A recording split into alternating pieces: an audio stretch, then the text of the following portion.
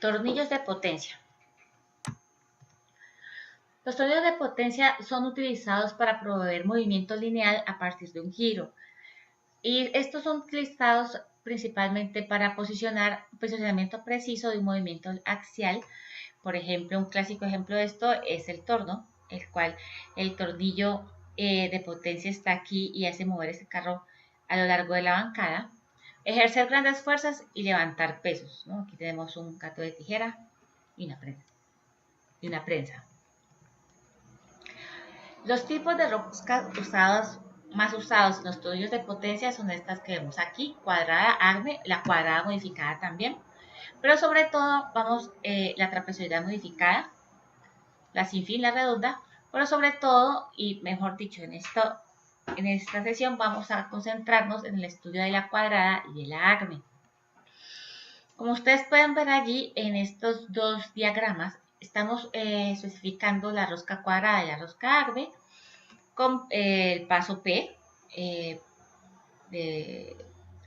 y estos D, que son el diámetro mayor, que es el diámetro de cresta a cresta, el diámetro de paso y el diámetro raíz, o el menor, que es, digamos, de la parte interior del tornillo donde no tiene ninguna rosca. Haciendo un análisis de la rosca cuadrada de diagrama de cuerpo libre cuando estamos aplicando una fuerza sobre el tornillo, este vendría siendo el desarrollo desarrollo, entiéndase como que cogemos un paso, el avance, la longitud de avance de una rosca, es decir, cogemos y desenrollamos esa cuerda. Más adelante les explico cómo. Entonces, este es pi de P, o sea, ese es el desarrollo de una sección circular. Si tenemos un ángulo de avance alfa, en el cual aplicamos entonces, estamos aplicando la fuerza, esta alfa es igual a la L, donde L es el avance, y de P es el diámetro de paso. Entonces tenemos esta para cuando estamos subiendo una carga, y esta cuando estamos bajando la carga. Ven que la fuerza F representaría la carga, y la fuerza de fricción pues varía dependiendo del movimiento que se le esté dando la carga, subiendo o bajando. Haciendo una sumatoria de fuerzas para obtener una expresión y así obtener el valor de la fuerza aplicada, tenemos que F es igual a N, donde N es la normal, por mu coseno de alfa, donde este mu es un coeficiente de fricción entre el tornillo y la tuerca.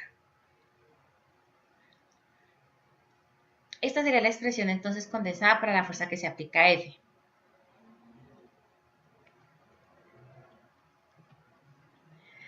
Ahora, más que la fuerza nos interesa es el par de torsión que podemos aplicarle al tornillo para subir determinada carga. Este par de torsión total TU se divide en dos componentes, en el par de torsión para subir esa carga y el par torsor debido al collarín. Entonces, ¿cuál es la cuestión con ellos dos? O sea, la diferencia es que aquí se va a tener en cuenta los efectos del collarín como su dimensión, este es el diámetro del collarín, y el coeficiente de fricción entre el collarín y el collar. Y aquí solamente tenemos en cuenta las informaciones entre la tuerca y el tornillo, el avance L, mu, donde es el coeficiente de fricción entre el tornillo y la tuerca, y el diámetro de paso. Esta expresión es para subir la carga, esta para el descenso, para bajar carga. Y aquí podemos ver que vendría siendo el collarín en el tornillo, en un sistema con tornillo de potencia. Ahora, la rosca acme, como veíamos ahorita en el diagrama de las roscas, tiene una inclinación que se muestra aquí en este plano, que es el ángulo alfa. Ese ángulo alfa usualmente es de 14,5 a menos de que se especifique lo contrario. Porque si alfa fuera 0, entonces sería simplemente una rosca cuadrada. Igual que el anterior, vamos a tener dos expresiones para el par de torsión total, donde vamos a tener en cuenta también los efectos del collarín, casi idénticos a como hacíamos el análisis de la rosca cuadrada. Si vamos a despreciar o no tenemos collarín, entonces toda esta expresión de aquí de la derecha se va a convertir en 0. Entonces aquí vamos a tener el ángulo alfa, donde el ángulo alfa pues es el ángulo de inclinación de la rosca, que en este caso es de 14.5. Estas tablas representan algunos de los coeficientes de fricción entre tuerca y tornillo y entre estos y el collarín. Entonces, por ejemplo, si tenemos un tornillo de acero pero lubricado con aceite para máquina y la tuerca es de latón, entonces este es un rango de fricción que tenemos, mu, para nuestra expresión de torque o de fuerza. Ahora, si lo que queremos es hallar el coeficiente de fricción del collarín de empuje, entonces tenemos esta aquí, en la cual se divide en dos momentos, si se está operando o si apenas se está arrancando. Como vemos, los valores de arrancando son mayores, son más conservativos. Esto no quiere, y tiene toda la lógica, nos quiere decir que el par torsor debe ser mayor en el arranque. El tornillo, por efectos de la fuerza de la fricción entre las partes, va a tener unos esfuerzos, ese cuerpo del tornillo va a tener unos esfuerzos. El primero de ellos es el esfuerzo cortante debido al par torsor que se le aplica al tornillo. Y finalmente este esfuerzo cortante es muy parecido al esfuerzo de las secciones circulares, donde es 16T, donde este es el torque aplicado, y de sub R al cubo, donde este es el diámetro menor o el diámetro de raíz. Ahora, el esfuerzo axial sobre el cuerpo, que sería un esfuerzo de tensión o de compresión, se hallaría por esta expresión. Igual, el área, donde sería pi de diámetro de raíz, y la fuerza aplicada, o la carga. Ahora, el esfuerzo cortante transversal en el centro de la raíz del hilo, debido a la carga, se puede hallar mediante esta expresión, donde el esfuerzo cortante viene siendo igual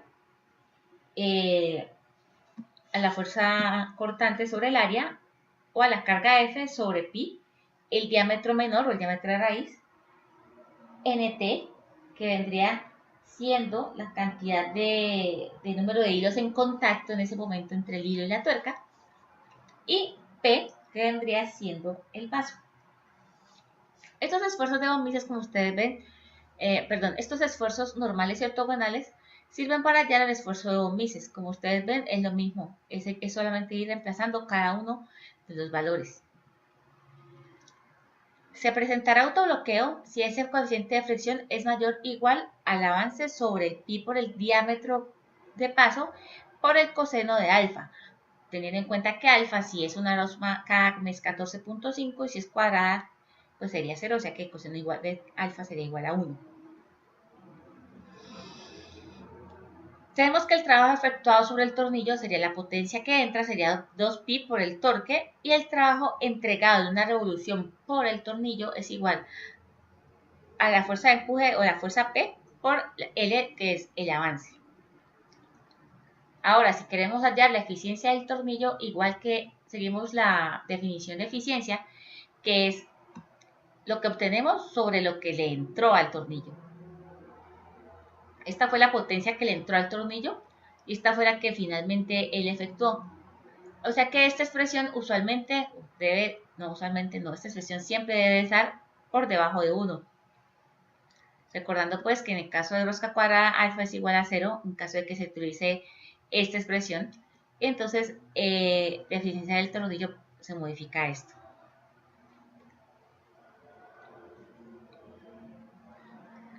Entonces este es un ejemplo. Se tiene un tornillo de rosca ACME de diámetro exterior de 2 pulgadas y rosca triple de 3 filetes por pulgada, el cual no significa un avance de 1 pulgada. El tornillo se opera mediante un torque donde su tuerca está cargada y restringida por guías. Suponga que ambos elementos son de acero seco y efectos del collarín despreciable, o sea que la última parte de torsor por el collarín va a ser 0. La profundidad de la rosca es de 0.18 pulgadas. Si el torque aplicado es de 400 libras pulgada, ¿cuánta carga puede levantarse con este tornillo? Entonces lo primero que hacemos es encontrar la expresión para torque, el torque entregado, el torque total de una rosca Acme. Sabemos entonces que toda esta parte va a ser 0 porque vamos a despreciar los efectos del collarín. Entonces tenemos que el torque total entregado es de 400 libra-pulgada. La fuerza P o la carga P es nuestra incógnita. El diámetro de paso vendría siendo el diámetro exterior, que es 2, menos la profundidad de la rosca, que es 0.18. Mu lo sacamos de la tabla de coeficiente de fricción de acero a acero. L es el avance, alfa es 14.5 por 0 km, y lo que ha dicho que todo esto era igual a 0. Reemplazando todos esos valores en nuestra expresión, finalmente despejamos la carga P y tenemos que 1298.7 libras. ¿Esto qué quiere decir? Que con un momento torsor, un par torsor de 400 libra-pulgada y un tornillo rosca Acme de 2 pulgadas de diámetro, podemos levantar una carga de 1298.7 libras. Ahora, otro ejemplo. Con la misma información del tornillo, halla la eficiencia del levantamiento de la carga, los esfuerzos de torsión y compresión en el cuerpo, y los esfuerzos tridimensionales cortante máximo y bomices. Esto no es sino reemplazar. La eficiencia del levante de la carga, entonces tenemos lo mismo de siempre, lo que entró sobre lo que se obtuvo en el tornillo. 2pi por el torque, par torsor que entró, por la carga P hallada por el avance. Están teniendo que la eficiencia de levante es del 51.7%. Ahora, los esfuerzos de compresión debido a la torsión y los esfuerzos cortantes, perdón, debido a la torsión y el esfuerzo de compresión, un esfuerzo axial del cuerpo del tornillo están dados por estas dos expresiones, las cuales ya los datos los conocemos, donde torque es 400, el diámetro de raíz es igual al diámetro mayor menos 2 veces la profundidad de la rosca, y nos da respectivamente esfuerzo cortante de 461.85 psi y 614.8 psi. Y los esfuerzos tridimensionales se hallan con estas expresiones, pues sigma y es 0, y esto no es sino reemplazar, donde esta F vendría siendo la carga de 1298.7 hallada, y los demás datos que ya tenemos. Y estos son los esfuerzos principales para obtener entonces finalmente el esfuerzo efectivo de Mises.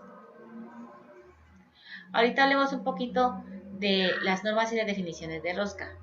Entonces, lo que yo les decía, que el diámetro menor o el diámetro de raíz se mide entre raíz y raíz, que es lo que ese es la arista o superficie que une los flacos o caras en las roscas y que está más cerca del eje del tornillo. La cresta es la que está más alejada. Esta, pues mostrándolo en una rosca externa. Esta sería una rosca interna. Y aquí están especificados cada uno de cómo se describe o se especifica un tornillo. Entonces, a lo que les decía que era como que ese diagrama de cuerpo libre era como si desenrollaran un pedacito o un avance de la rosca. Entonces, si es doble, entonces o triple, entonces es porque tenemos como dos hilos a la vez entrando. Existen normativas, obviamente, para las roscas. Están las cuerdas UNC o la hilos o rosca UNC, el cual maneja 3 series estándares, la de paso grueso, fino y extra fino. Si tenemos una especificación de 3/4, 12 UNC, 1 BLH, indicará que, primero, es un tornillo de 3/4 de diámetro nominal con 12 hilos por pulgada, rosca unificada, ajuste flojo, que es una rosca interna, y rosca unificada serie gruesa y de dirección izquierda. Casi no hay de estos tornillos, hay que mandarlo a hacer. Para la rosca métrica, entonces tenemos M8 por 1.25, donde este 8 va a simbolizar el diámetro en milímetros y el paso también en milímetros. Este es el área de esfuerzo a tensión para un tornillo. Y donde vamos a tener unos diámetros de paso y unos diámetros de raíz o diámetro menor, con estas expresiones dependiendo si es una un tornillo en pulgadas UNS o ISO, o sea, un tornillo métrico. Estos son algunos fragmentos de las tablas que ustedes pueden encontrar en los libros de Shigley, Norton, en internet, en casillas, de las dimensiones de los principales de cuerdas de tornillos de estándar UNS, en este caso UNC, y estas ISO, las tornillos métricos. Ahora, los esfuerzos en tornillos de una carga F de torsión axial está dado por la fuerza sobre el área T. Entonces esa área sub T era la que estamos viendo ahorita, que era el área de esfuerzo a tensión, que está dada por el dP más el dR. El área cortante por el barrido de la cuerda del tornillo está dada entonces por este pi de diámetro menor al paso WI, que sale de una tabla, y el área cortante para la cuerda es igual, solamente que tiene este factor WO, que salen de esta tabla aquí, dependiendo del tipo de cuerda que se esté utilizando, si está una ISO, una cuadrada, una ACME, una reforzada.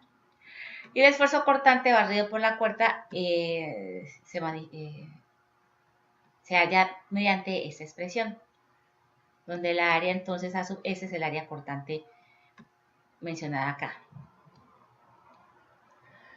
Y el esfuerzo de torsión de una sección circular, pues ese ya lo habíamos mencionado, que era 16 veces el torque por pi al cubo.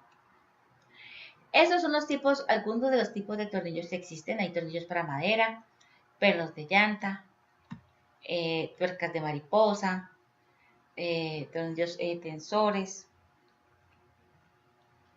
Los tipos de cabeza, tanto para el tipo de llave que se va a utilizar, Allen, estriada, ranurada, como si es abocardado, el tipo de cabeza si sobresale, si es circular, si es avellanada. Y para esos diferentes tipos de cabeza, entonces hay diferentes tipos de agujeros. Pasante, abocardado, que es aquí para abordar una cabeza más grande, avellanado y refrentado. Estos también son los tipos de roscas o cuerdas que se manejan. Y hay unos pernos, o los tornillos de seguridad, que manejan una norma SAE, y según el número de grado o el grado del tornillo, pues mayor va a ser su resistencia tanto a la fluencia como a su ruptura. Usualmente los pernos en las uniones se sujetan precargados a la tensión. Si solamente es un ensamble cargado estáticamente, se hace al 90% de la resistencia de prueba del perno. Si se va a hacer un cargado dinámicamente, entonces es el 75%. Estas son algunas especificaciones métricas y resistencias para pernos de acero, con el número de clase dependiendo que tanta resistencia tenga. Las partes que se sujetan son usualmente materiales diferentes. Un perno largo solo tendrá hilos en una parte de su longitud, por lo que tiene dos redes transversales diferentes. Estas secciones actúan como resortes en serie y se pueden expresar por 1 sobre K total igual a 1 sobre K1, 1 sobre K2, donde cada uno de estos va a ser uno de los materiales. Nuestro perno debe tener una rigidez efectiva estimada, el cual vamos a llamar K sub E, B, y estas A sub T ya las hemos encontrado anteriormente. Para el perno precargado de la imagen, la constante del resorte del material, o sea, imaginamos que la rosca es un resorte, entonces está dado por todo esto. Entonces sabemos que la sub M son las áreas efectivas de los materiales sujetados y de sub EF son los diámetros efectivos de estas áreas. Pues en caso de que los materiales sean iguales, pues las ecuaciones se simplifican. La carga pues se divide en dos componentes a su vez, en PM, que es la carga tomada del material, y PB, que es la carga tomada por el perno. Entonces tenemos que la carga de compresión es igual a la fuerza de precarga por esa fuerza tomada del material, y la carga de tensión es igual a la fuerza de precarga más la fuerza tomada del perno. Tenemos que cuando se está precargando un tornillo, el cambio común de la deflexión delta sigma debido a la carga aplicada es igual a estas expresiones, los cuales tienen que ver con las cargas halladas o seleccionadas acá atrás. Entonces C es la constante de la junta y tenemos estas otras expresiones útiles. Se sugiere que revisen el ejemplo 11.2 del libro de Norton para los sujetadores precargados en carga estática. Muchas gracias.